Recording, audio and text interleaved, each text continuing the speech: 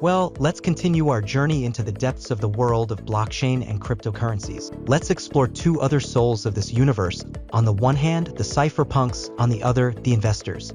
But before we dive in, let's ask ourselves, who are we really in this vast panorama? For those who don't know the meaning, cypherpunks, born from an ideological movement that has its roots in the 60s and 70s, are often associated with the ideology of defense of privacy, decentralization, and individual freedom. They see cryptocurrency and blockchain as tools to achieve these ideals. For cypherpunks, blockchain technology represents a means of ensuring the security and privacy of transactions. The advanced cryptography used in cryptocurrencies, such as Bitcoin, allows individuals to maintain direct control over their funds and conduct transactions anonymously without the interference of central financial institutions. Cypherpunks are often suspicious of governments and traditional financial institutions. They see cryptocurrencies as a means to escape government control, censorship, and often questionable monetary policies. For cypherpunks, the power to manage their wealth and identity independently is fundamental. This movement was the fertile ground from which Bitcoin was born, a project that required decades of effort before being brought to light. Today, although mass adoption is still a distant goal, millions of individuals use cryptocurrencies all over the world. Now the question is, do we consider ourselves cypherpunks driven by the ideology that gave birth to the blockchain and Bitcoin, or are we more inclined to the investor approach?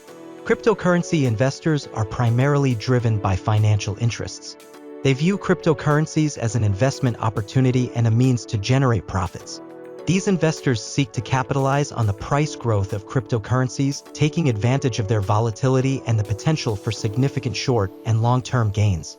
Blockchain is therefore seen as a revolutionary technology with the potential to generate high returns. Investors move capital between different markets, cryptocurrencies, and projects.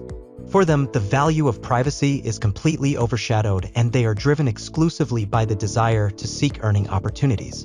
Cypherpunk links the right to privacy to individual freedoms, while the investor sees cryptocurrencies as a speculative field, trying to maximize their profits.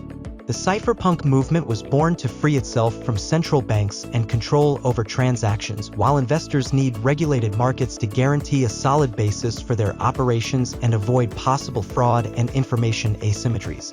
Among the differences, the concept of anonymity stands out, which cypherpunk embraces, while the investor calmly accepts tracking since moving capital implies inevitable traceability. Bitcoin, for the cypherpunk, represents a deflationary currency, while the investor appreciates volatility as it creates ideal conditions for speculation. Now, reason with me about this distinction. Are you more oriented towards the cypherpunk ideology, or do you feel closer to the investor approach? The choice, as you will see, is also a question of personal values. Alas, as always, life is never a question of black or white but a continuous gray scale.